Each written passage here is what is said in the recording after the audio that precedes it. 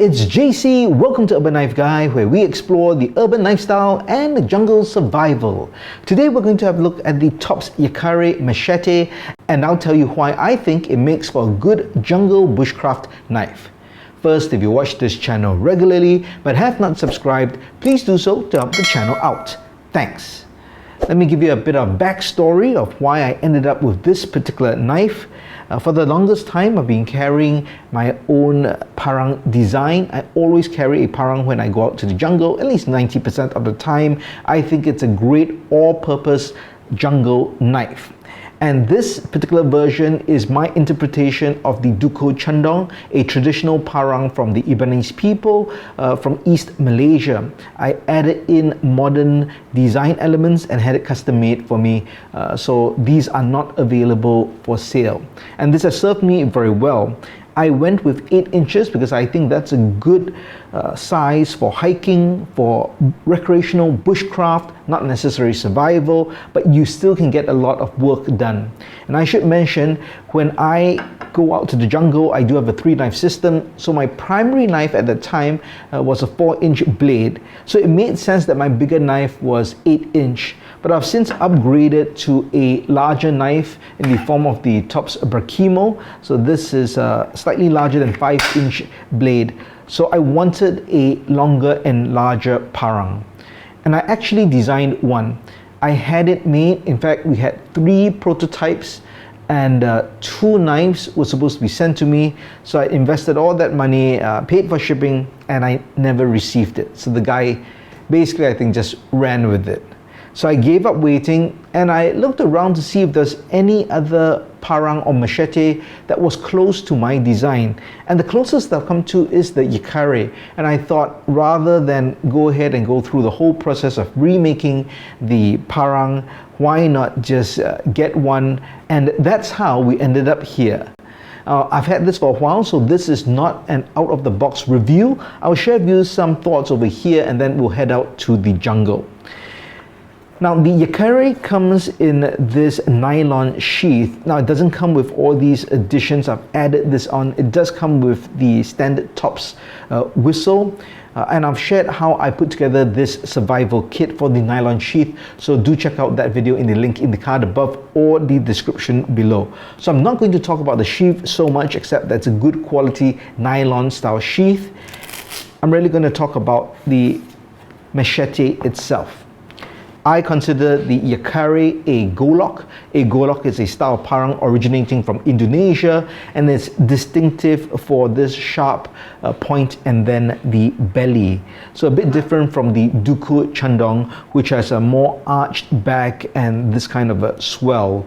And this is, as mentioned, from East Malaysia, but both countries would form part of the Malaya archipelago back in the day. So I'm sure there's a lot of cross-cultural influence.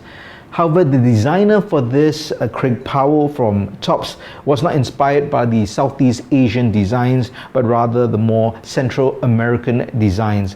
But again, I do believe, both being in tropical climates, the style of blade, it's very possible that there'll be independent creation, and then the Spanish colonization, which included Central America as well as Southeast Asia, and the Spanish machete, and that's where the word comes from, it's a Spanish word.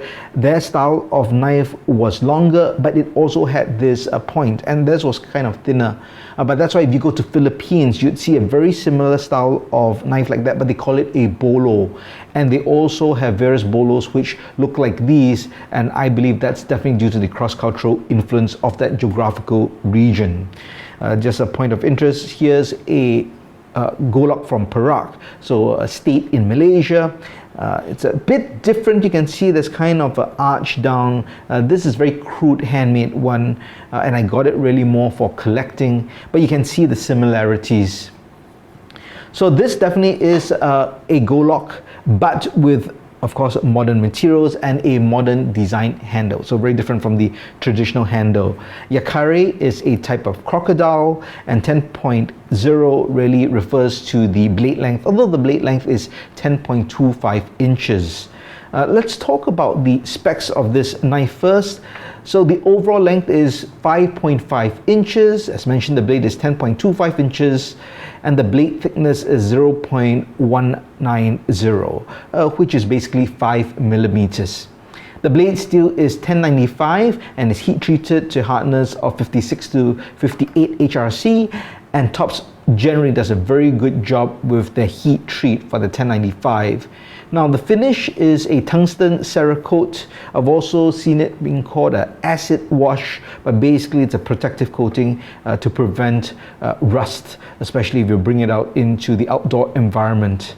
The handle is black canvas micarta and they're white liners. That's quite pretty.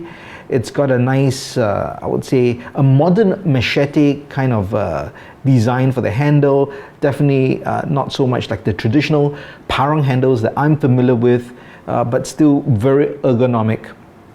It's a bit of a flat design and it's similar, I think, to the Tops Brakimo. They don't have big swells. Now for my hand size, which is small to medium, this is a good fit and I get a good purchase. If you have really large hands, I can imagine you might feel this turn in your hand if you use hard swings, and especially maybe if you use gloves and you can't get that, great, as good as a purchase as you would without having these gloves.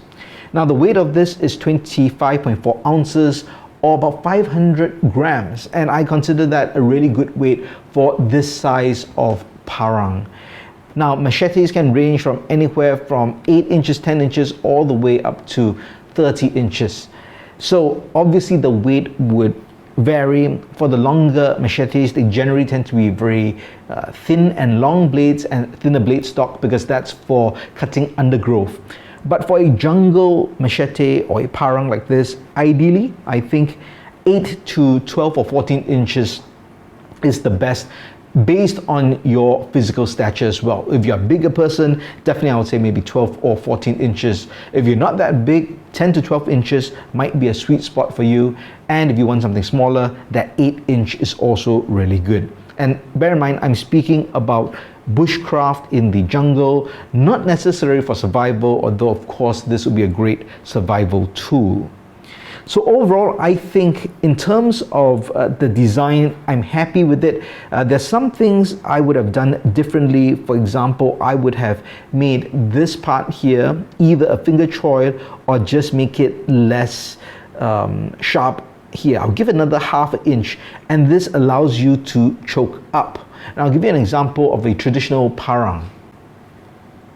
Here's a traditional Duku Cendong made by Parang Lipis in Malaysia. Notice you see this part is unsharpened, and the whole idea is so that you can choke up with this big knife and still do fine work. So I think that could have been added here just by another half an inch, because even though there's maybe about 3/4 of an inch which is not sharp, that's cutting it really close, pun intended. And if you have larger fingers than mine, then definitely you might find part of your finger pinching that heel of the blade, which is not ideal. So that's something I would probably change. I do like the grind. Now the most popular grind for a parang is generally a convex grind like this. So that's the traditional style, and really because it's meant for chopping, it's for strength of the blade. But personally, I think, at least for the activities I do and in my own experience, the best grind for a parang is a high saber grind, and that's what the Yukari has, and that was in my original design for a Golok as well. So I'm very happy with this grind, and it served me very well, I think, in the tasks I've done so far. So enough of this tabletop review. Let's go out into the jungle, have some fun with it, and I'll end my review out in the field. One essential use of a parang in a jungle is to cut your way through the jungle to get from point A to point B. Often a jungle is dense, and if there's no real trails, you may have to cut your path through. Now this is a semi-dense jungle. In this particular area, it's really not that dense. You still can see there's still paths that you could possibly walk. Some a bit more thick than the others. Here you go downhill, down slope, so a bit dangerous. So I would always take the path of least resistance, even if it's slightly longer, unless there's a very specific reason I need to go through a straight line. So I would, as far as possible, not go and slash randomly at the different trees or branches in my way. One reason is I do not want to damage the flora unnecessarily. Another very practical reason is there may be bugs or insects or snakes and you do not want to disturb them unnecessarily too.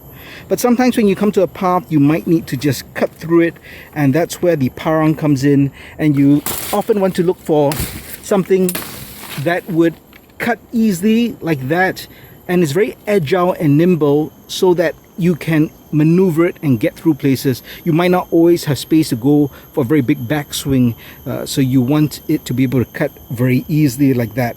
And with something as capable as this, also nimble, then that's exactly what you want in a parang.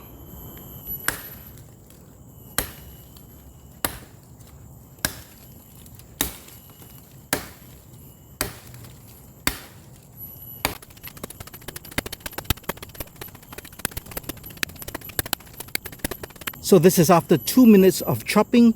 This is a local hardwood. The common name is Xiao Panmu. But basically it's used for its wood, for timber, for heavy use construction. So it's a good test, I think, of the chopper. So within 2 minutes, got through more than half. I would say it wasn't too difficult. I was using a lot of the weight of the blade to come down to cut into the wood. And I would say definitely an effective chopper.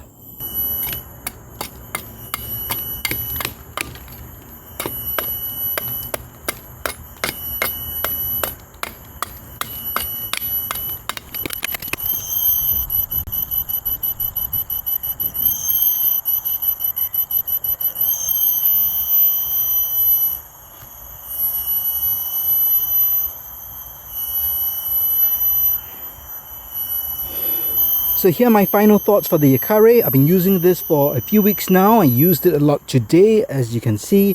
Whether it's chopping, bashing, or finer work, splitting, carving, I think this is the all-purpose jungle knife that I'm looking for. Or at least the qualities of a knife that I'm looking for in a jungle knife can be found in the Yakaré. Now for finer work, I did find that if you're going to use the belly, you would probably need a bit more practice to get the control, as evidenced by the feather sticks. So I tried to do it with the belly, couldn't get that control, so the curls would get cut off. But if I went down towards the heel of the blade, then I had much more control, especially with a thumb on top. Now I could have put my index finger here, but I just find that a bit too close to the edge, so I did not, and I just did that. But I'm sure with practice I'll get better at it, and I'll be able to use even the belly for finer tasks. As part of my 3-knife system, this constitutes my big knife, and it fulfills all the functions I need from an all-purpose jungle knife. I generally will not do finer tasks with this knife unless it's in a survival situation.